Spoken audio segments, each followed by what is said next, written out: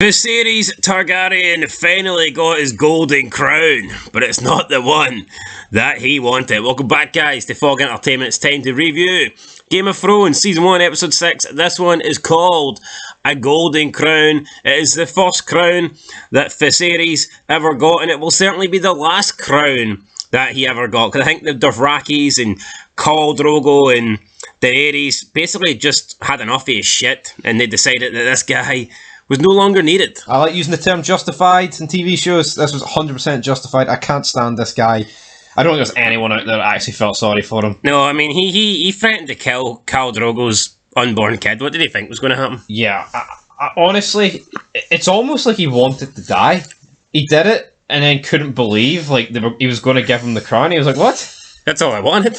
I think, though, I can see why he was annoyed, because he was told he was going to be made king, he was going to have command of this army, and it just never looked that way. It looked like he was tagging along, unwanted, like a bad smell. Problem is, though, he just doesn't look, he's not a fucking king. No, he's not a king. King of Ming, man. Now, he did, I guess the trade was, he gets a crown, Khal Drogo gets his sister as a wife, but well, that trade's gone now. That trade, I mean, he's like the Joffrey of the other. I agree. Across the sea. Yeah. Over the sea. But we'll start with what happened in the King's Landing. So Ned, I keep calling him Ed.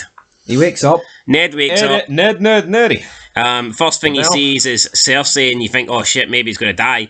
But he also sees Robert Baratheon standing next to him. Cersei's furious that Ned has had her brother Tyrion arrested and attacking Jaime in the streets. Now, we know she doesn't give a shit about Tyrion, but I think it's more just a power play, using the fact that a member of her family has been essentially arrested by the Starks. She wants Robert to take action against them, but Robert refuses to do it. He wants to hear Ned's side first, and he tells her to be silent. Cersei continues to basically say, Robert, you're not a real king. Maybe I should wear the crown and you the gown. And Robert doesn't like that. And he hits her, punches her, leaves a big bruise. She says she will wear the bruise with honour. And Robert tells her, just wear it silently, or I will honour you again. And Cersei leaves. I thought this was great. Good wee segment here, wasn't it? I enjoyed this. Was it a justified punch? I'd say aye. You can't speak to the king like that. Aye, you wear the gown. Now, maybe in 2023, guys are quite happy to put the gown on and be transgender and all that, but I mean, I'd say this was like I'd say saying that's almost like threatening the king's life. Telling him to wear a gown. I know.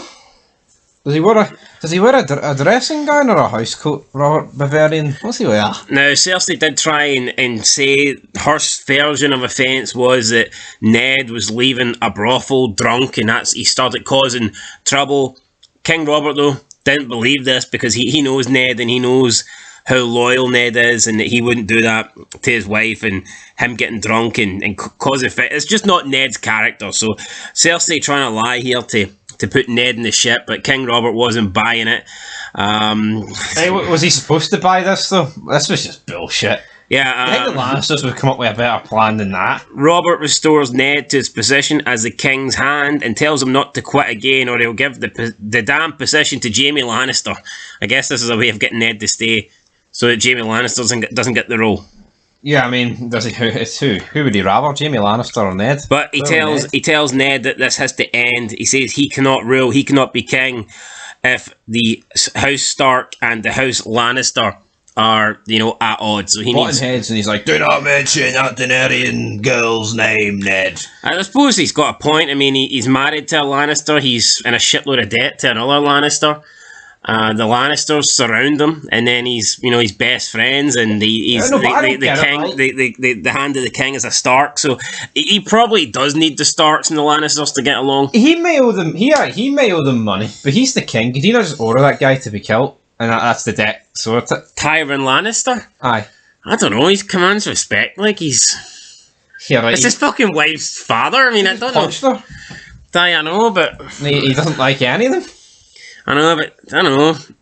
Maybe not kill him. Tyrion Lannister's name commands respect. He can skin an animal again. I think more people... Good promo, skinning an animal. I think more people care for Tywin Lannister than they do King Robert. I think a lot of people think King Robert's just this big fat fucking drunk. He's the king. No, he is but so why is Tywin Lannister not the king? Why doesn't he throw his name in the fucking hat? Maybe he will. Then we move on to Arya. She's doing her dancing lesson. She wants to get better because she wants to get revenge for Jory. She's not really in the mood, but Syro Farrell says, well, when you're in the middle of the battle, you can't just not be in the mood. Your head has to be in the game, or else you'll lose your head. And he basically teaches her that, when you're in the middle, if you're in a fight, you can't just give up, or else you're going to die. How good's this guy though? Is he like on a level of Jaime Lannister? Is he just a few levels underneath him? Or? Well, I think if he was any good, he'd be wielding a real sword, not a fake wooden one. But he's good against a 9-year-old, 10-year-old. But I don't know. Is Syrio Forel any good? He gives out lessons.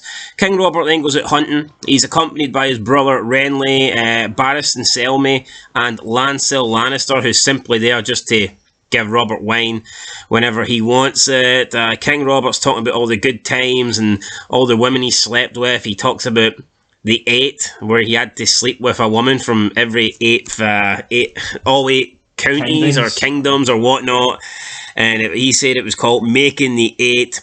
He says you weren't a real man unless you made the 8, and then he asks Barris and Selmy, did you ever make the 8? And he says no. So this is kind of awkward considering Barris and Selmy is considered like the greatest fighter of all time, and he is the guy that protects the king. King Roberts basically just says, buddy, you're not a real man. You're not a man. But obviously his brother takes this bad because he's gay. How many of the 8 has he made? 0. He's been on the end of the hit. And then he storms off in a huff, and King Robert's like, you're my brother, but I'm your fucking king. And Lancel Lannister's just there to, hold the wine, so to speak. Poison wine. Back in King's Landing, we have a small council meeting, because that's what we do. A group of refugees come to tell how their villages have been destroyed. Ned is listening to it. They're explaining who done it. They came in. I think they raped the women, they killed the children, they made them watch, they stole. But they didn't steal, they technically stole their people. Stole their dignity. Made them watch. What were these jobbers doing? You'd fight to the fucking end of that was happening. Apparently the first guy did try and take down the mountain, but he got cut in half. So Ned realises that it is the mountain because this guy was a foot taller than anyone else. So obviously it's Sir Gregor Clegane. Now, Littlefinger was trying to suggest that this was an attack against House Tully, which was Caitlyn's former house, obviously Ned's wife. So is that why Sir Gregor Clegane done this? Is he making a stand against the arrest of Tyrion? Possibly.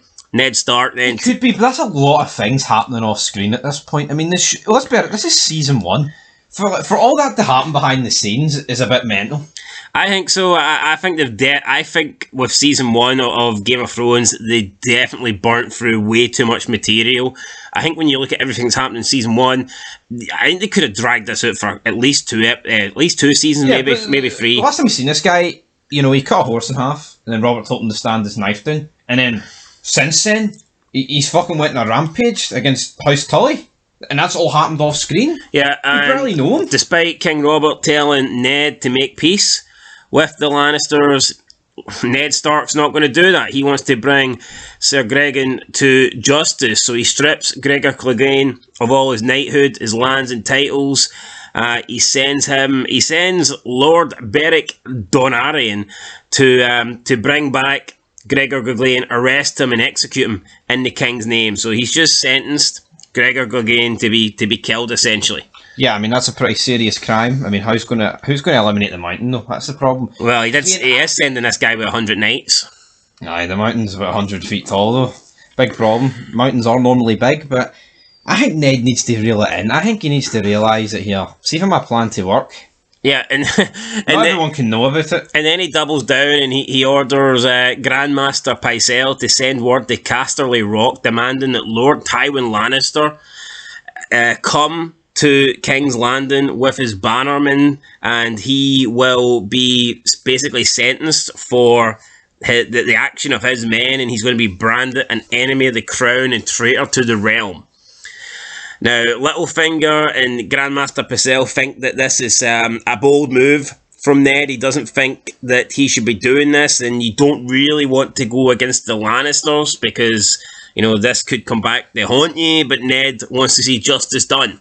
So, I respect Ned. He's an honourable man, and he wants to see justice, prevail, but yeah, I think he needs to reel it in a wee bit. He's one guy with no power. This would be different. This would almost... If he actually was the king. Yeah.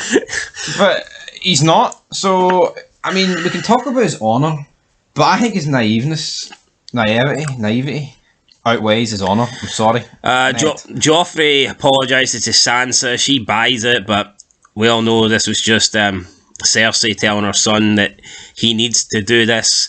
He doesn't mean it. He's still an asshole. You gotta win the Starks over. Ned tries to send his daughters back to Winterfell. Arya, though, doesn't want to leave because she's got her classes with Syrio. And Sansa says that she can't leave. She says, forget about this little dancing guy. I can't leave Joffrey. I love him. Ned says that he will find someone else for her. Sansa refuses. She says she's going to marry Joffrey because she loves him and she wants to have lots of golden haired babies. And Ned kind of thinks, well, hold on a minute here. What do you mean golden hair? I want ginger. I want brown. But yeah, it's a lot of shite. She just wants to be the queen eventually. Yeah, Ned then goes back to the book that Jon Arryn was looking at before he died, and he's looking up all the entries for House Baratheon. And it turns out that nobody in the Baratheon line that was married had children with blonde hair, apart from Joffrey. So we only started getting blonde hair up until Cersei and Robert. So what does that tell you? They're Jaime Lannister's bastards. I predicted this a few episodes ago. You did. So that's pretty much all we... King's Landing I thought was pretty interesting. We got quite a lot of good stuff in this. In Winterfell, we had Bran having a dream. He's walking about. They learn of Jory's death, and they'll go out on a ride with the new saddle. Robb, Theon, and Bran go out. They get attacked by some wildlings. They threaten Bran, but two of them get killed. Theon manages to shoot one of them through the head with his crossbow, and Robb doesn't like this. He says, you could have put us in danger. I thought Theon was very justified. I think Robb was having a go at Theon here, and it wasn't really called for. No, just like the Winterfell scenes for me, they weren't really called for. Not really. What's his problem? He diffused the situation. Yeah, this guy could have slit Bran's throat and then tried to kill Robb straight after. Plus, we've seen how good of a shot Theon is with this crossbow, so I don't know. I think he made the right call. He ended up saving Bran's life, but Robb says you didn't have the right to do that.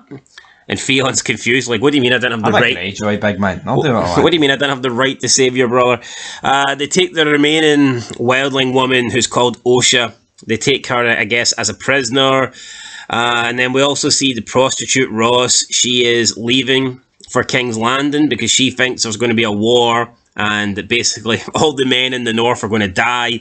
And women not go to war on this TV show? No. And obviously her being a prostitute, she needs men to fund her. Aye. So therefore, if all the men in the north are going to die, then what good is... The bank's go out of business, what chance you got? What good is her being in the north? So she is on her way to, to King's Landing. Greyjoy, Theon asked to see it one more time. He tosses her a coin, and then she lifts up her skirt and shows him the goods. And I don't know how much he paid. It was like a coin that he tossed her. I have no idea. And it was a waste of money. Yeah. Is he going to get like a photograph out? I doubt it. I don't know. Take a photo. It'll last long. I would just imagine like coins would be worth a lot back then. And from what he paid this coin for, just didn't seem worth it. No. For the founder of AIDS, it's definitely not worth it. But so. She also says that the men in King's Landing will tip more than he does. So, yeah, who knows? 2 coins instead of 1. At the Eyrie, we almost see Tyrion roll out of his cell in his sleep, so he almost falls off. Then the dumb guy comes in, Mord, I believe he's called. Gold. Just sounds like a dumb name. You got no gold. Tyrion then tries to explain that you're a very smart man, which is bullshit because we all know this guy has not got he's not got 2 brain cells between him. But he passes on a message, and he says he will be in debt to Mord if he can bring him to Lady Lisa Arryn. And then he gets brought to her. He confesses all his crimes, but his crimes aren't about killing Bran Stark or attempting to murder Bran Stark. His crimes are basically all these things he did when he was younger, and I thought it was a pretty good scene when he's confessing to doing all the shit that he did, like stealing women's clothes and stuffing people's shoes with like a goat shit. I thought that was I like this. Yeah, I mean, it was smart for him to get out of his cell and get this, and he manipulated him, but I mean, not hard to manipulate this dumb bastard, is it? I guess he manipulated all of them though. Yeah, give him this chance. Tyrion then says that he wants to have a battle. He wants a trial by combat. Lisa agrees because I guess that is right. I think everybody in the Seven Kingdoms can demand a trial by combat if they choose so. Now, I'm not sure how fair that is because that means if you're good at combat and you think that you're one of the best, does that not technically mean you can kind of do any sort of crime and then just to get your freedom, to get your innocence, you just demand a trial by combat? Yeah, I was just thinking that, like the Mountain, over they arrest him, or Jaime Lannister. Yeah, speaking of Jaime Lannister, that's who Tyrion wants to fight for him. He says his champion's going to be his brother, Jaime Lannister, but... There we go then. But no, but that's a joke. He should have to fight for himself. If I see this fucking tagging someone in pish, that doesn't do anything for me. But Liza says, no, you can't fight because... He's not here. There has to be someone here. We're not waiting weeks on him coming. So that is it. You're not getting him. You need somebody else now. She's asking who's going to be her champion. Ser Fadis Egan was not willing to do it. There was a few other people saying that they would fight for her, but he wasn't willing to do it. And she asked him, do you not want to fight for me? Do you not want to get revenge for my husband? He said that he did, but he was unwilling to fight Tyrion because killing such an outmatched opponent would be dishonourable. So straight away, I think this guy's got honour. Yeah, he doesn't want to kill Tyrion the wee midget. He wants to do it with honour. He wants to fight someone who's of equal stature to this guy. Now, I wonder, would this guy have agreed if Lisa says, okay, you can have Jaime Lannister as your champion? I wonder if Ser Fardis Egan would have went, okay, that's a more fair matchup, I'll fight for you. Yeah. Or would he have disagreed then?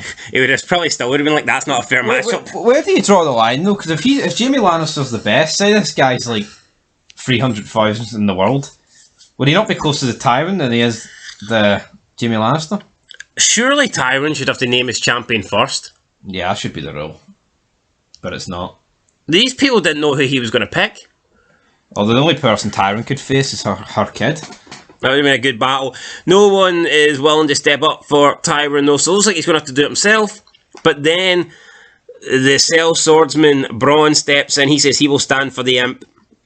And it's at this point Ser Fardis Egan then agrees and says, okay, since I'm fighting a real man, a man of my size, I will be your champion. I'll be a champion. They have a fight. Ser Fardis Egan fights on the offensive. Bronn even just fights really defensively. He doesn't even engage. He literally just spends the first couple of minutes blocking, shielding himself, just playing defensive really. And then when he tires out Fardis Egan because he's been on the attack and he's wearing armour and he's like weighed down with the heavy plates and stuff like that, he eventually manages to kill him and he puts him down the big hole. Now, after this, the lady Lisa's not happy. She says, you don't fight with honour. And Bronn says, yeah, you're right, I don't. But he did. Obviously pointing to the guy who's now dead. So, what good's it fighting with honour if you're dead? And maybe it's a poor fight, but can we really blame this guy for fighting this way? Yeah, maybe Ned Stark needs to learn something here for Bronn. Yeah. That maybe having honour isn't that great. But this guy won with no armour. So, you could argue, is that not a bit inhonourable? The fact he fought a guy with no armour. Yeah, so Lisa, then her kid says he wants to see the little man fly, but Tyrion's like, no, this little man is going home. Going home. He gives Mord his gold. I mean, this big dumb moron's got a bunch of gold now, he doesn't deserve it. And then we see Bronn and Tyrion depart, so I guess that's them heading back to King's Landing. Look at the shit that Caitlyn has unravelled here as this first guy to walk free. Yeah, I mean, all because he got a trial by combat. In the Dothraki land, we seen that Daenerys was monitoring the dragon eggs more. She was trying to burn them, seeing if they would hatch. She even starts picking them up, and nothing happens. One of her little helpers come in, one of her sidekicks come in and tries to get the dragon eggs out of her hands, and she gets burnt in the process. But then we look at Daenerys' hands, and we see that there's not a mark on them. So, is this a sign that she is the dragon? Dragons. Possibly. Speaking of dragons, though, we see that Viserys tries to steal them. He's not impressed. He hates how everyone seems to love Daenerys, but no one loves him. He's not been given his army yet. He's not been given his crown. He tries to steal the eggs, but Jorah Mormont says, "You ain't stealing the eggs. You can leave, but you ain't taking the eggs with you." And Mormont is supposed to be loyal to Viserys, but at this point, it just doesn't seem that way at all. No, it's not. He's not, and he's showing. But I mean, dead here. Let's be honest. Look at the two options. Who's he going to be more loyal to? Viserys, who's here with nobody, or Daenerys, who seems to have this entire army on her side? I'll tell you what, though, if it was Ned, he'd be loyal to the fucking end. Aye. He'd have took the crown on his head instead of this poor bastard. He helped them carry the eggs with him. Huh? No, they didn't honour their deal, so you can have the eggs. We see more of the Dothraki and Daenerys, bonding and whatnot. We then go into like this party at night, and they're having a feast. I don't know, some sort of like they're in the sacred city. Eat the horse heart, mate. Yeah, so they're eating this horse heart. She eats the horse heart. They all totally accept her now. Viserys comes in. He wants to sit here. He wants his crown. Drogo speaks in Dothraki, and Mormont tells Viserys, there is a place for you here. Just not here. Just over there. And it's like in the back, in the fucking shadows, where no one else can see him. In the shadow. And he doesn't like this. He then approaches Daenerys. He pulls out a sword. You're not supposed to have a sword in here. You can't spill blood in the sacred city, but he's got a sword anyway. Mormont says, "What are you doing? They're going to kill us all." And he takes the sword. He points it at Daenerys' stomach, and he says, he took you, but he never paid for you. He says he wants his crown. He wants what he was promised. And he says if Drogo wants a son so badly, then he'll cut him out right now, and he can have him.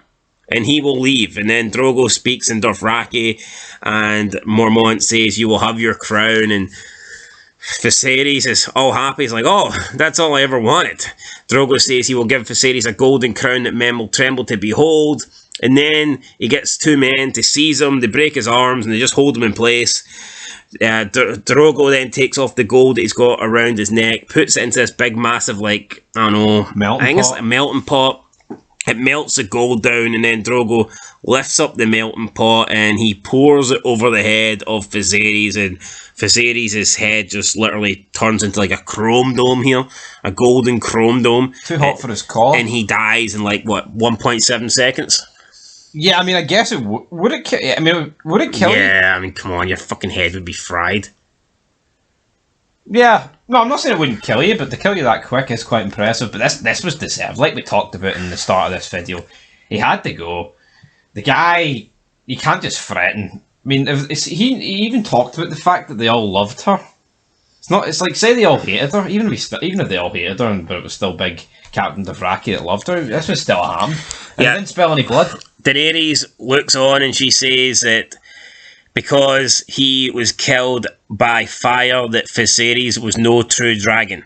And that's how the episode ends. I mean, was it harsh? Should Daenerys have, told Drogo to let her brother go and maybe just excommunicate him or whatnot and let him live? I mean, this is like the second time he's done this. True. She let him live the other time, so I was justified. Yeah, so that's him dead. In terms of deaths, we say goodbye to Viserys Targaryen and Ser Fardus Egan. That was the two big deaths of this episode. I thought it was pretty good. Surprising death. I didn't expect to see Viserys go like this. I know he's been pushing his luck a little bit, but still. I think it was a bit of a shame though to see Jaime Lannister just run away. Yeah, Jaime Lannister taking I don't know what I was expecting this episode. I was kind of expecting straight into the aftermath of Ned, but it seems like a time skip took place where he woke up with his wee leg bandaged. But yeah, we got to see Viserys getting his golden crown. We got to see a fight in the north. It wasn't really much of a fight, not in the north. And at the Eyrie, we got to see a fight there. And Tyrion managed to gain his freedom. So that was it. What are you giving this episode? I will give it a 7 out of 10. I'm also giving it a 7.